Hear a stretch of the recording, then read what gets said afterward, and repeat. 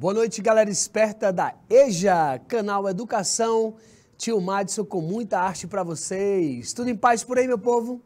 Tudo tranquilo? Aquele abraço no coração, desejando a todos um momento interessante, interativo, onde a gente possa aí caminhar um pouquinho nessa arte. Hoje vamos falar de arte no período colonial, tá bom? A arte aqui no Brasil no período da chegada dos portugueses e toda essa adaptação, né, da coroa portuguesa aqui no Brasil, beleza? Sintam-se à vontade para interagir, participar, compartilhe o link aí da aula, vamos encher essa sala de gente boa, galera.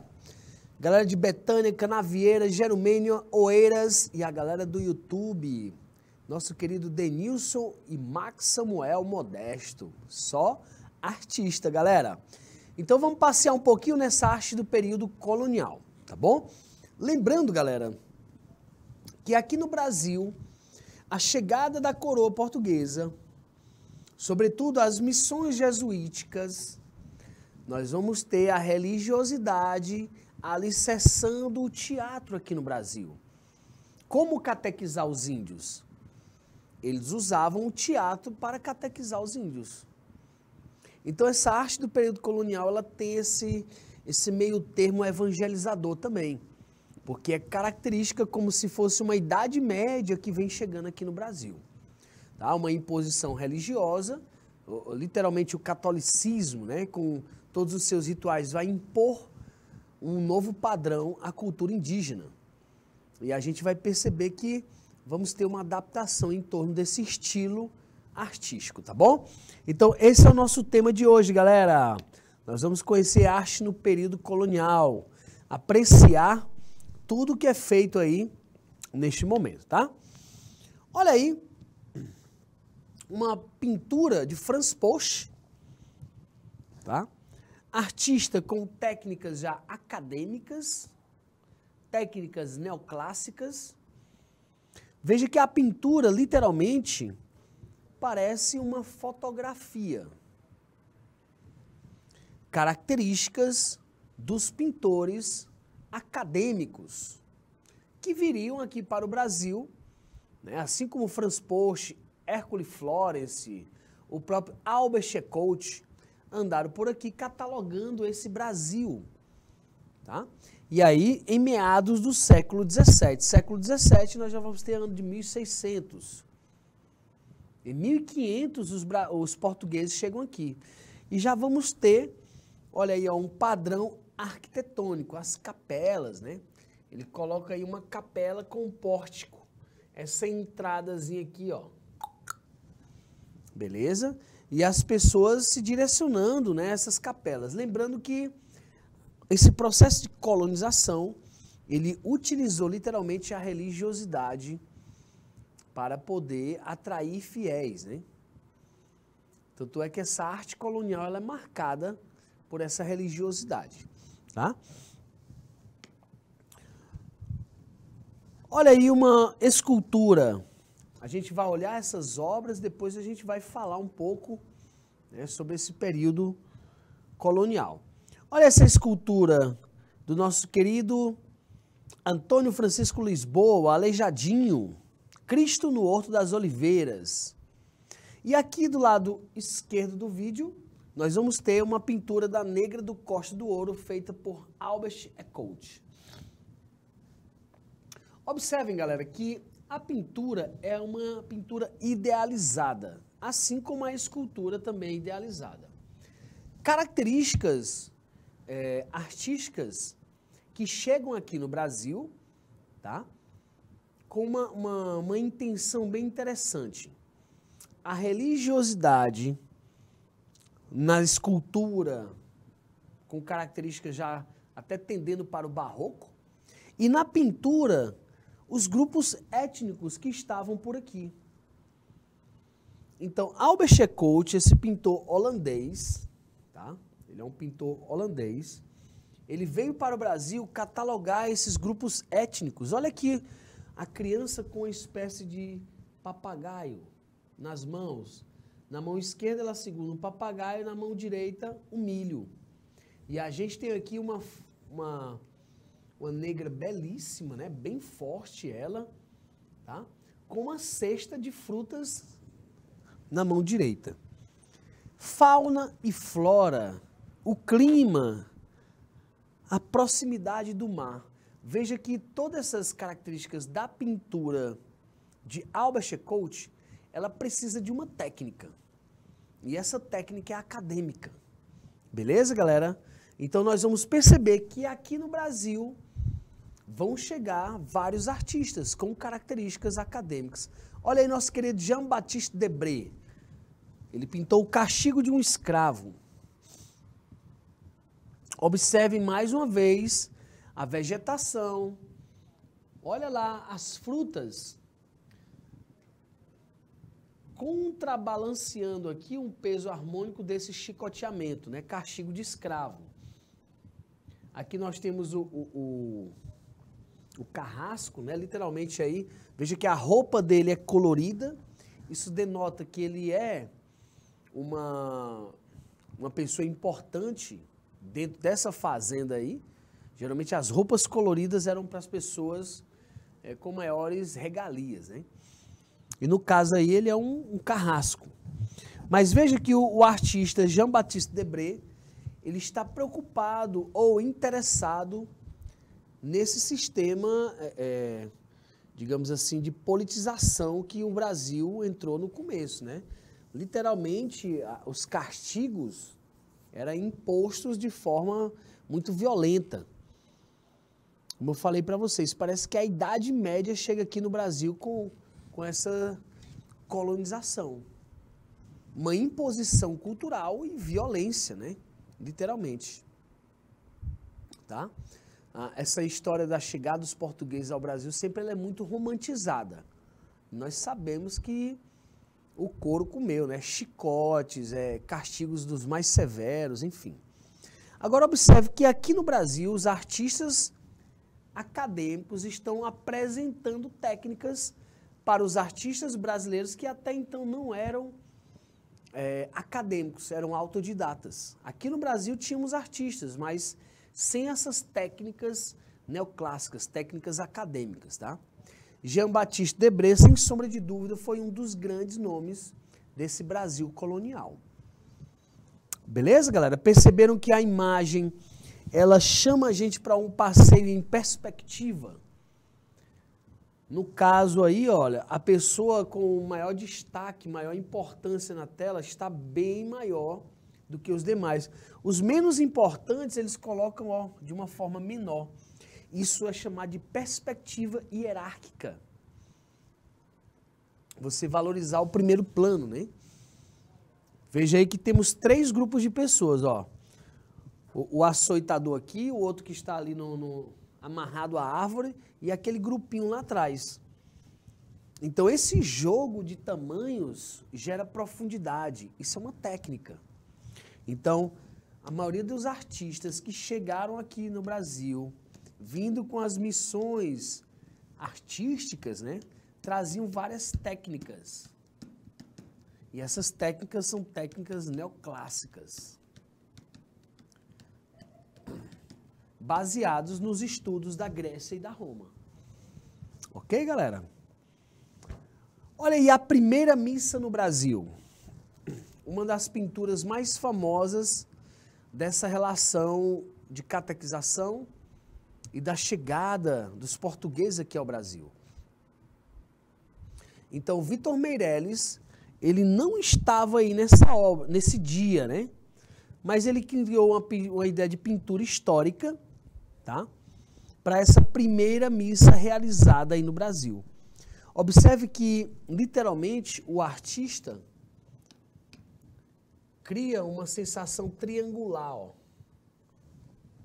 fazendo com que o ponto central da obra esteja mais iluminado, chamando a atenção para o ato da catequese, né? Veja que tem uma espécie de padre aí que está levantando os braços para a cruz e os índios tendem a imitar, ó. Vários aqui já levantando os braços, outros lá atrás, né? Uns bastante curiosos, aqui atrepado nas árvores, olha, para ver melhor. Outros questionando e até mesmo com medo daquele tipo de ritual. Então veja que a arte colonial ela teve um princípio. O princípio europeu da arte neoclássica, e ao chegar aqui no Brasil, nós vamos absorver essas técnicas. Por exemplo, o barroco, o estilo barroco. O barroco ele tem como característica um exagero nas informações. E essa tela tem muitos personagens, não é? Ela é quase que exagerada as informações que tem nela. Característica que os artistas já traziam, tá? Com a missão artística francesa. A missão artística francesa, liderada por Joaquim Le Breton, vai chegar aqui no Brasil cheio de artistas. E esses artistas começam a representar o Brasil daquela época, tá? Olha aí. No Brasil, desde o descobrimento do país, muitos registros gráficos foram realizados por curiosos e aventureiros que aqui estiveram. E esse carinha aqui, ó, nada mais é do que o nosso Albert Eckhout, holandês, tá? Que esteve aqui no Brasil e catalogou várias maravilhas do Brasil, sobretudo fauna, flora e grupos étnicos, tá? Artistas naturalistas e cientistas desenharam e pintaram as pessoas e os seus costumes, suas casas, animais, a vegetação e a paisagem. Galera, olha que interessante, ó. Artistas, naturalistas e cientistas. Hoje você vai passear, vai numa viagem dessa aí você chega lá, o que você vai fotografar? As pessoas, os costumes, as casas, as paisagens. É ou não é? Tal qual esses pintores neoclássicos, esses pintores acadêmicos. Beleza isso para vocês? Hoje você chega num lugar que você acha bonito, você admira com os olhos, daqui a pouco você pega o celular e faz um registro. Esses artistas precisavam registrar com precisão essas aventuras. Porque essas pinturas viraram literalmente documentos históricos. Tá bom? Nós temos aqui o holandês Albert Eckhout, né? E esse cara aqui, sem sombra de dúvidas, Eckhout. Ele modificou essa percepção paisagística, né? Olha aí, ó, uma das obras mais fascinantes de Albert Eckhout, a dança tapuia. Galera, essa dança é um ritual de antropofagia que os índios brasileiros, eles eram canibais, né? Sobretudo os tapuias. Todo mundo sabe o que é o canibalismo, né? Devorar a carne humana. E esses rituais, eles eram realizados de tal forma. Quando eles capturavam o inimigo, eles pegavam o mais forte, procuravam geralmente pegar o mais forte, e davam um dia de luxo para ele. Boa comida, boa bebida, enfeitavam ele todo, dava mulheres para o inimigo, etc, etc. No final do dia, quando ele estava bem feliz, ele recebia uma paulada na cabeça, de tal forma que os miolos sacavam, né, pela fronte. E aí era colocado dentro de um caldeirão para ser cozido e os pedaços esquartejados distribuídos para cada um do ritual. Eles acreditavam que, devorando o inimigo, absorveriam poderes. E isso era um perigo para os viajantes. Então, Albert Eckhout representou essa dança. Olha, se você chegar no Brasil e ver essa dança, não vai entrar na roda não, que isso aí vai ser devorado. Então, essas pinturas, além de guardar essa memória histórica, elas também tinham significados. Perigo, tá? Olha os índios literalmente armados, ó. Eles estão aqui com a Ibirapema, que é uma espécie de tacape executor. Cada um deles estão com um tacape. E esse tacape ele era usado justamente para arrepiar a cabeça do inimigo, tá? Depois eles devoravam esse inimigo. Mas veja que a pintura tem uma função. é uma pintura histórica, tá? Tem uma função de alerta para os grandes viajantes, assim como, por exemplo, olha, hoje, com todo respeito ao Maranhão, mas em algumas regiões do Maranhão, se você for desavisado, você pode ser abordado por índios. E eles podem te cobrar alguma coisa, haver sequestro, até mesmo mortes. Porque os índios se sentem ameaçados, né? Os garimpeiros e outras instâncias de fazendeiro estão aí dizimando o índio à torta à direita ainda hoje, né? Beleza, galera esperta, tranquilo? Olha aí, Albert Echols pintou também o índio tapuia. Olha aí os grupos étnicos, como a gente falou para vocês, né? A fauna, a flora, os tipos étnicos aqui do Brasil, ó. Esses artistas tinham essa função naturalista. Tem alguns programas aí, onde tem alguns aventureiros. Tem um tal de um Richard Hamilton, não sei o nome dele. Richard. Vocês já viram o Richard, que ele vai na floresta e pega o jacaré e pega o bicho com as mãos e mostra tudo do bicho. Hora ou outra aparece um e outro aí na TV com esses programas de aventuras, né? Albert Echols tinha essa característica, porém, era representar de uma forma idealizada. Porque imagina o seguinte, o índio não ia parar para ele fazer uma pintura. O índio foi visto e depois Albert Echols vai idealizar essa imagem. O índio não parou ali e ficou para o Albert Echols fazer a pintura, não. Então, há uma memória fotográfica. Os artistas com técnicas acadêmicas precisavam memorizar as imagens. Beleza, galera? Até aí, tudo bem, meu povo? Tranquilo? Denilson, o Max Samuel, galera de Betânia, Canavieira, Gerumene, Oeiras, todo mundo tranquilão na aula? Estão entendendo aí os padrões que vão chegar para o Brasil? Padrões europeus, né? A gente sabe que essa colonização brasileira ela é dada por essa imposição cultural, né? Nós vamos ver que chega aqui no Brasil academias de arte vindo Portugal, né? E a da França também, beleza? Então, Albert Echols esteve no Brasil entre 1637 e 1644, passando por Pernambuco e pela Bahia, onde fez pinturas da fauna, flora e tipos étnicos brasileiros. Foi um pintor, desenhista, artista plástico e botânico holandês. É autor de pinturas do Brasil holandês envolvendo a população, os indígenas, as paisagens da região nordeste do Brasil. Galera, olha que interessante. Se você analisar aqui, ó, a alpergatazinha dele tem uma cobra aqui, ó, no pé dele. Outra coisa, uma tarântula, uma caranguejeira, tá? A Ibirapema, um tacape de execução. Esses tipos de flecha aqui, ó, que não precisa do arco, ele é literalmente só lançado.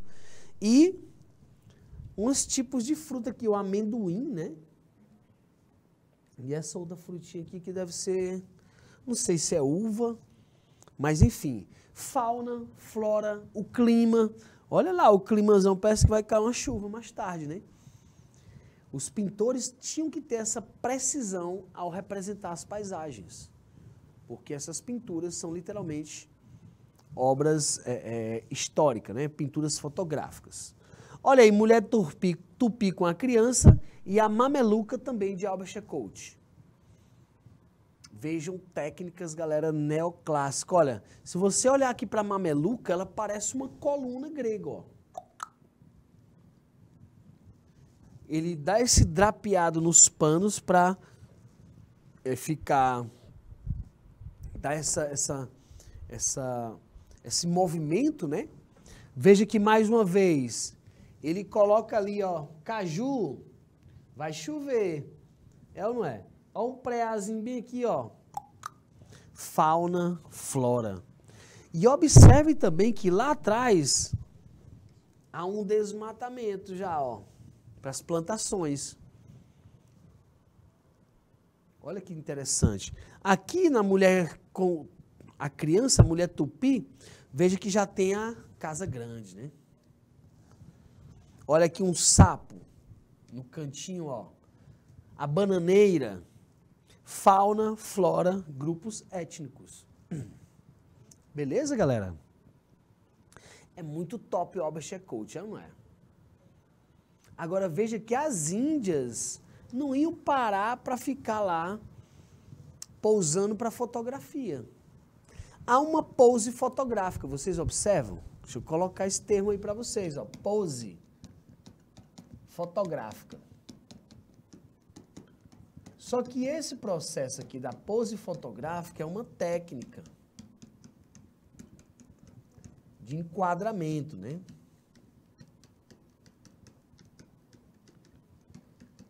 Enquadramento. Lembra que eles estão tentando mostrar aí todas as informações contidas no ambiente, tá? Fauna, flora, o estilo de vestimenta, tradições. Olha aí, levar a criança no colo aqui escanchada, né, como a gente chama. Ainda hoje é comum a gente ver, não é muito bom para a coluna, algumas reações, né, de desvio de coluna, ainda são dessas práticas, né, que a gente tem ainda sem o conhecimento de como usar isso melhor, enfim. Mas vejo que há toda uma relação de fauna e flora. Olha aí, galera, essa natureza morta, que não tem nada de morta aí, né, tá suculenta. Veja que as frutas parecem estar brilhando. Aí tem caju, umbu, tem a romã, abacaxi, a laranja, a tangerina, a melancia. Parece uma espécie de alho, né? A flor do maracujá, perdão. Aqui tem a condessa, que é uma espécie de ata, né? Tem um coco aqui atrás, ó. Então você observa que são frutas tropicais e elas estão brilhando. Agora imagine você levar isso para a Europa, no frio, onde as frutas não têm essa suculência. Então era um convite. O artista trazia literalmente uma espécie de convite. Tá? Imagine você ir ao supermercado, logo após assistir uma propaganda convidativa. Não tem propaganda que falta levar a gente, compre isso, venha que está na promoção. Eles inseram a maçã, dá um brilho na maçã e bota na TV. Já viram propagandas de frutas e alimentos, né? Geralmente eles pegam os melhores, dão aquele polimento para ficar brilhando. Albert Eckhout já tinha essa técnica em meados do século 16, 17. Olha que show, né? Então, essa melhoria, essa idealização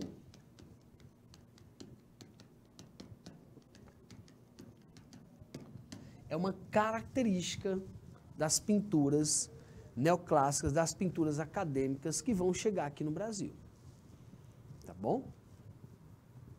Show de bola, né? Vamos para frente.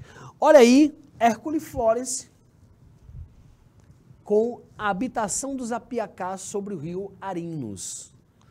Veja que ele representou os grupos étnicos, a pintura corporal, o estilo de vida, né? À beira do rio, olha lá o rio Arinos lá atrás, os costumes, olha, dormir de rede, esse enfeite corporal, né? Os acessórios que a gente usa aí para decoração do corpo, a famosa farinha. Eita, que coisa boa é farinha. Depois de água, farinha é bom. Depois da água, farinha é bom demais, viu, meu povo? Torradinho, ó. Show. Quem já foi numa farinhada?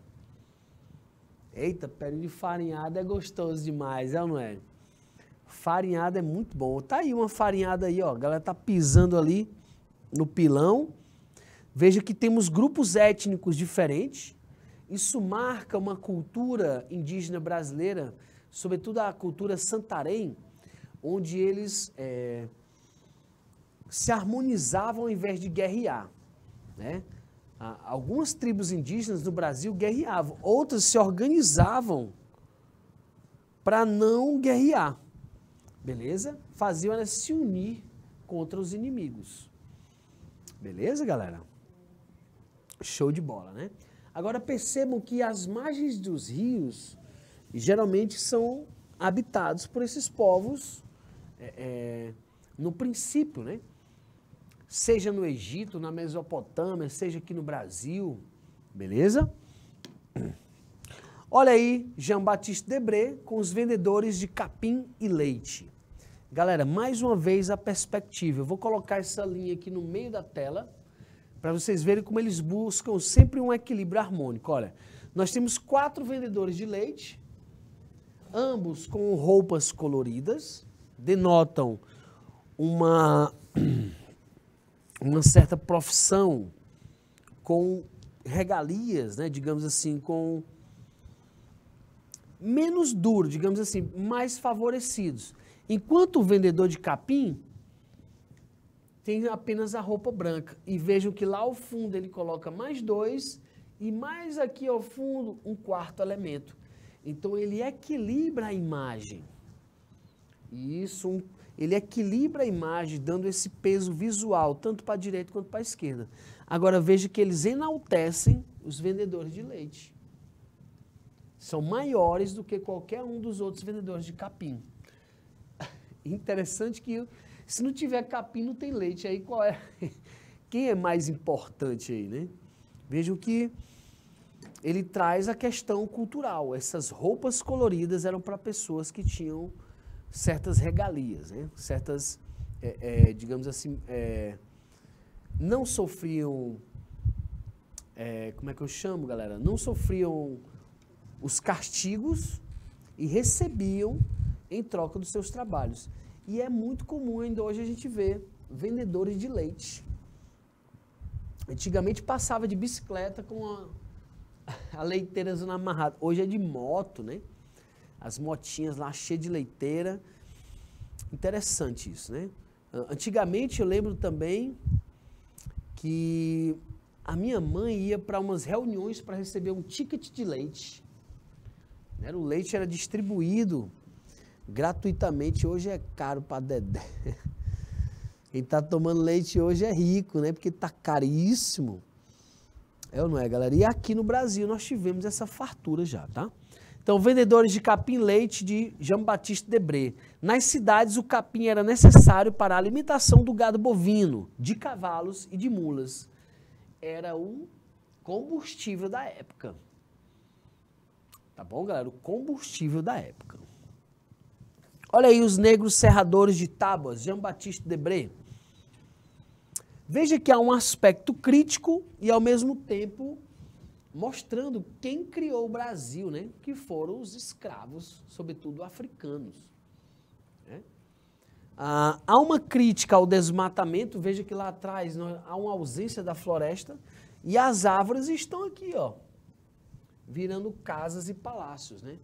Uma tábua dessa daí, galera, para ser serrada de jacarandá, meu amigo, hoje até na serra, qualquer serra que você bote para serrar um pau-d'arco, um jacarandá, uma embuia, um ipê, ela canta mesmo.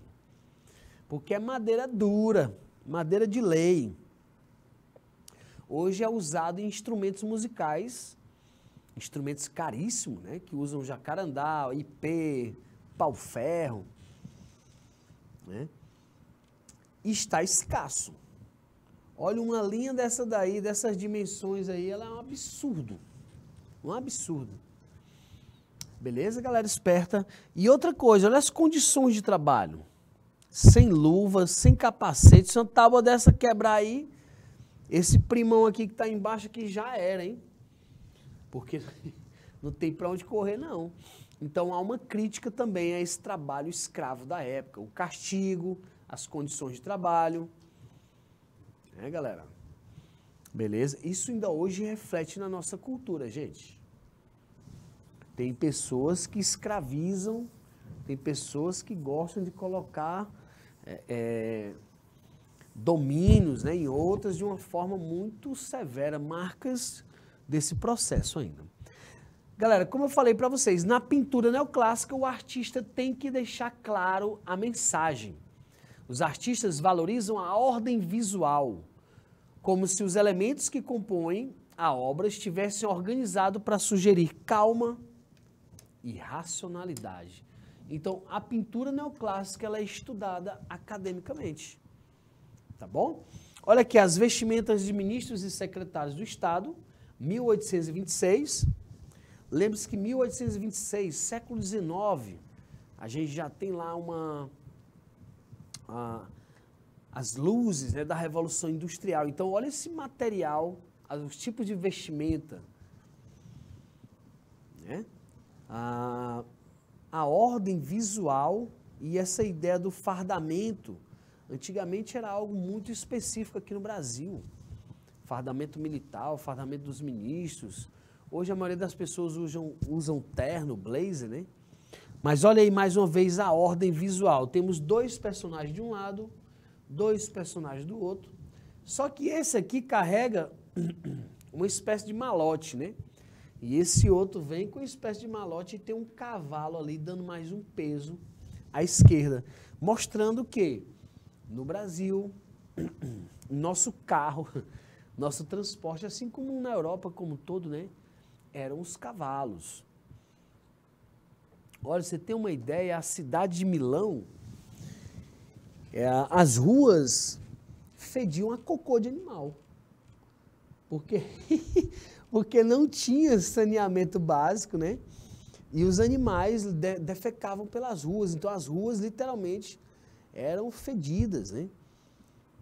Beleza? Olha os padrões de época, né? O cheiro de uma rua em épocas de muito luxo, digamos assim, do Império, seja aqui no Ocidente ou no Oriente, a gente vai ter digamos assim, um paradoxo. Muita luxuosidade na arquitetura e as ruas, literalmente, ainda sem pavimentação, sem esgotamento, né? Ok, galera?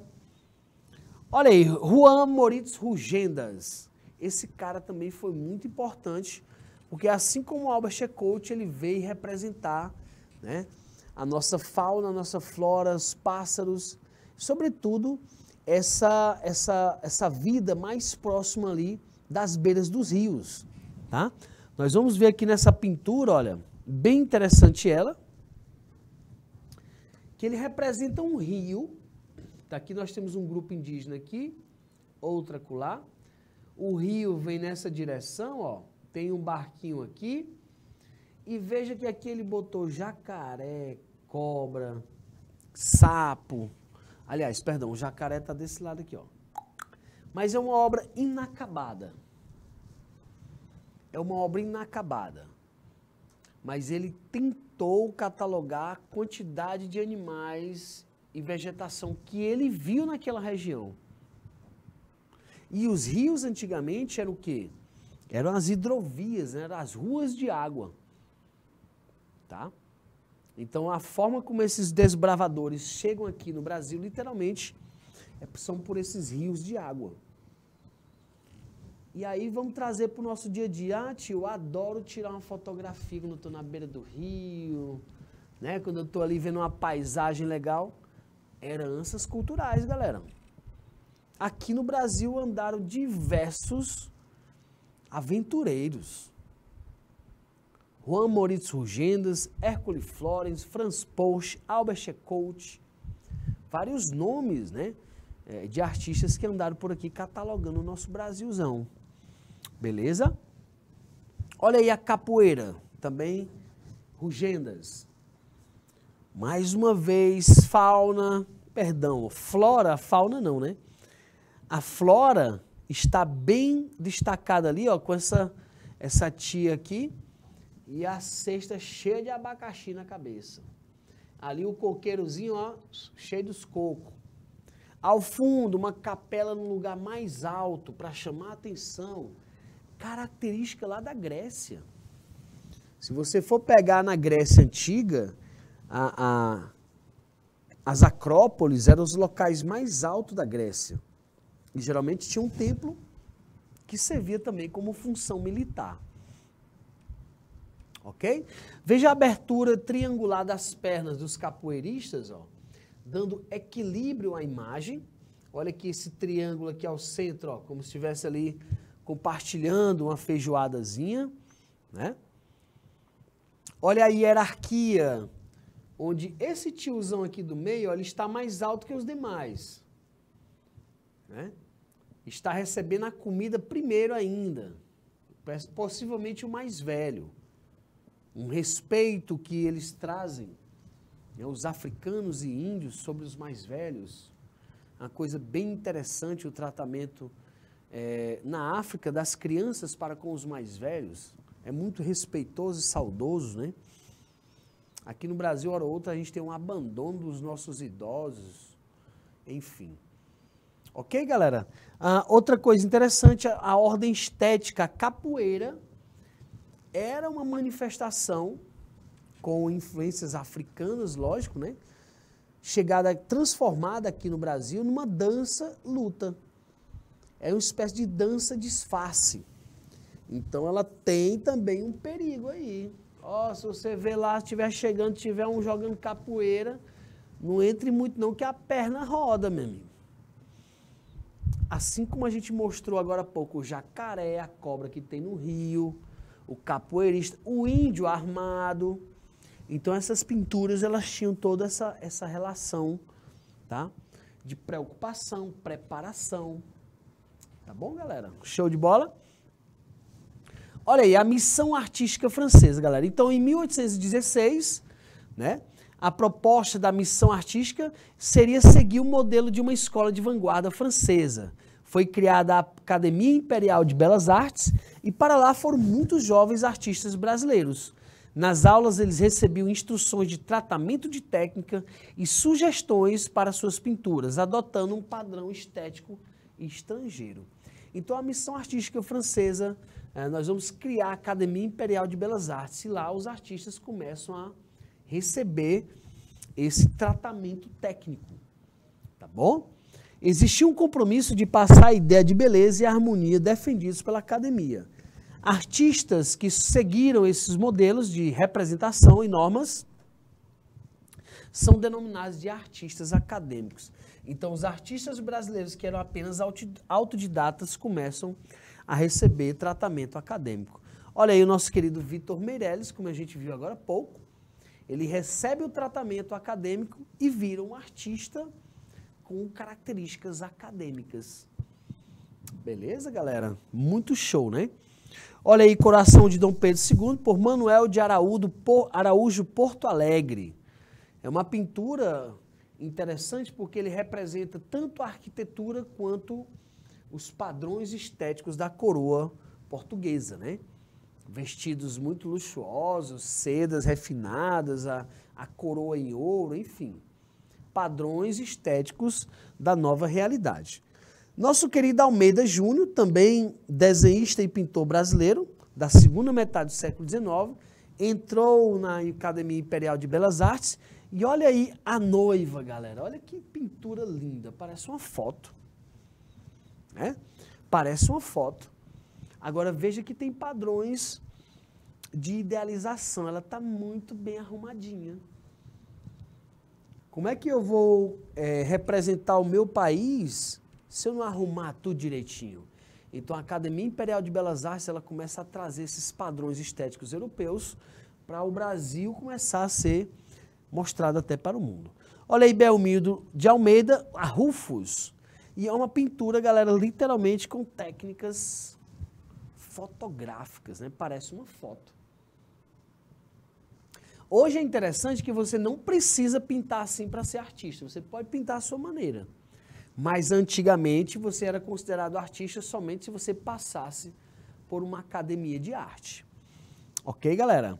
Olha aí o Grito do Ipiranga, comemoramos recentemente, né, a independência.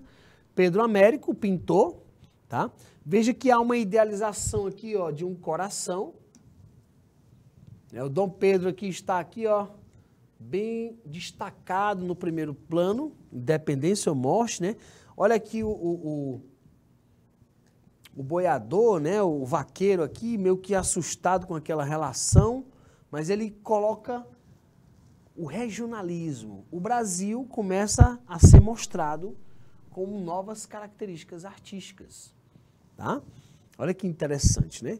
Paz e Concórdia de Pedro Américo, também uma pintura com técnicas neoclássicas. A gente vê aqui padrões greco-romanos, né?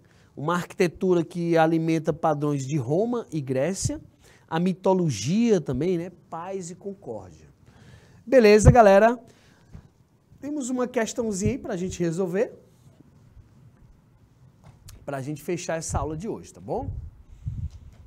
As primeiras expressões da arte colonial brasileira tiveram início por questões funcionais e religiosas.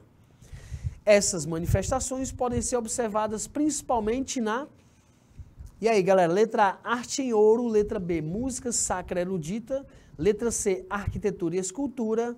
Letra D, formação de instrumentistas para as capelas. Pintura e escultura. E aí, galera esperta, vocês marcariam o quê? Olha, na arte colonial brasileira, que foi que a gente viu aí? Veja que na pintura e na escultura a gente tem boas relações, não é assim? Assim como a própria arquitetura também, mas não só arquitetura e escultura, sobretudo nas pinturas, beleza? Mas quando a gente fala num padrão de expressão colonial brasileira, a gente vai para arquitetura e escultura. Foram os padrões mais absorvidos, valeu? Galera, aquele abraço no coração de vocês e a gente se encontra aqui na próxima semana em nome de Deus. Valeu, galera, show!